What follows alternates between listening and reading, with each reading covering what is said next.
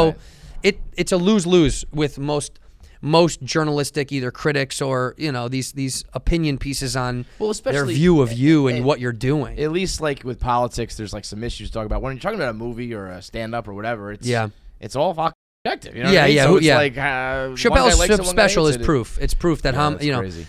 Vice tried to jump on that train of shitting on him for some reason, which I thought was extremely odd. Because some of the trash that Vice puts out is insane. You're like, who are you guys? That's nuts, dude. You got 9 shows about mushrooms. Like you're the creative geniuses that we all need in comedy.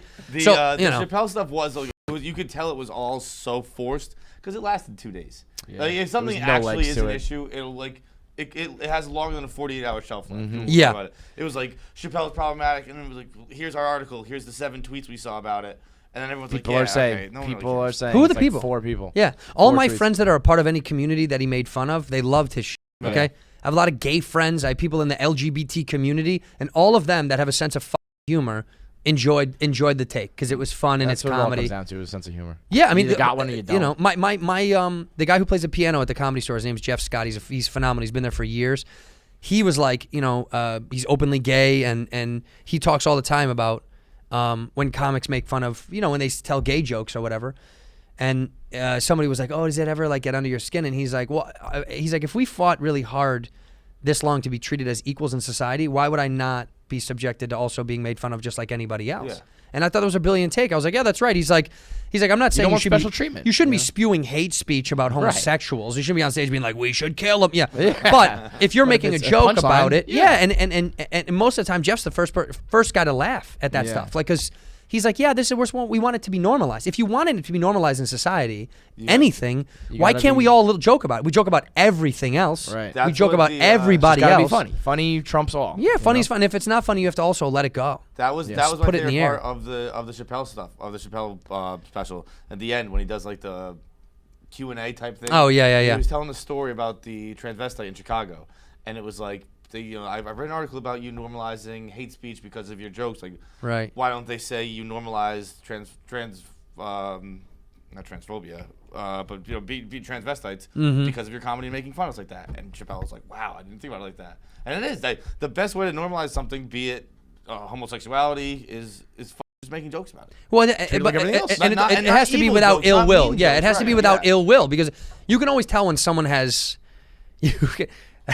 I was thinking about somebody in particular, but you can always tell when somebody has material that say their name. No, I don't need to associate with the person, but you can always tell when someone's doing that on purpose, when they're being a troll and there is kind of some evil behind it. You know what I mean? Yeah. If I can, Ann Coulter says stuff because she's a troll, but I think she means a lot of it. Like, right. You know what I mean? Yeah. Like when she says that stuff, that in your heart. The Westboro Baptist Church means every single second. That ain't a joke. There is no subversiveness to it. Right. So like you can always tell, even if they're making like coy stances that they think are clever or cutesy. Nah, they're really being assholes. Yeah. There's a massive difference, and it's so obvious that if you don't see it, we don't need you around anymore. Yeah, if you jump off a can't roof, see that, right? If you don't know when someone's yourself. being honest and honest or making an obvious joke, if you can't tell the difference, then comedy is definitely not your shit.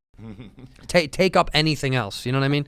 This isn't going to be your saving grace of life if you can't let shit go and just feel it out. You know? I mean, it feels like it is your saving grace with this theater tour. My favorite, dude. Yeah, dude. I'm going to be Red Rocket Tour. The Red Rocket Tour. Is it true that Schaub gave you that name? I think he claimed credit for it. I think he did. Well, I was on Fighter the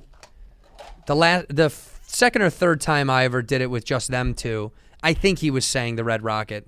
Callan's called me a bunch of other different names, but I don't listen to the elders. But I think it was no. But I think Schaub did. I'm not really sure. It came from their fan base somewhere, one way or another. I didn't. Some guy online was like, "Oh, you can't give yourself a nickname, asshole." It's like, you think I sat around and did that? Someone did that. And also, we get artists that send us in shit.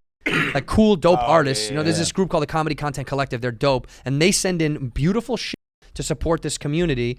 And I don't ask for it. If they do it, I'm gonna go along with it because it's fun to me. Like somebody calls me the Red Rocket, it's just for fun. And someone's doing art. Yeah, how fun to be able to do that. So yeah, he I think Schaubers might have said it. It might have been right before the podcast I did with the girls out of here now.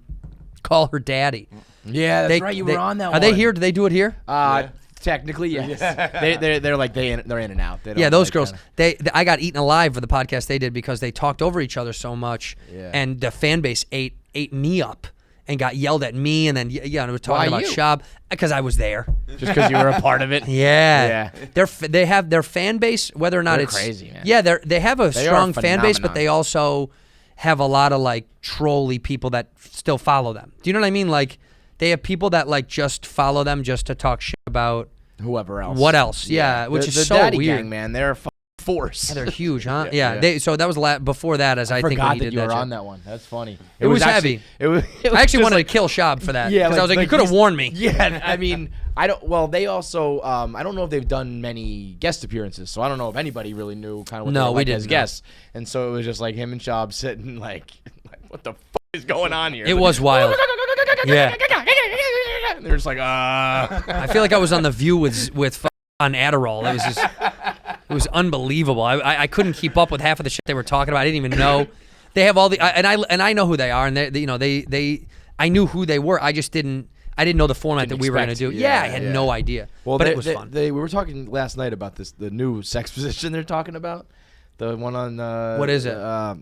Put it in a timeout, was it? It's the one Marty did. Yeah, but that like they're talking. I don't know if they invented it or whatever, but if they're inventing, are they inventing sex positions on that show? Well, this well, I would believe it's or popularizing at least. Like you put them on their knees in front of the wall or some shit like that. Like they have to like face the wall. Wait a minute, the girl faces the wall like on all fours and faces the wall. I guess so. Is how it was being described. What is it? I What's honestly that was called? like, I don't timeout. Yeah. I mean, this guy was hooking up one of our guys here. So this girl said, "Put me in timeout."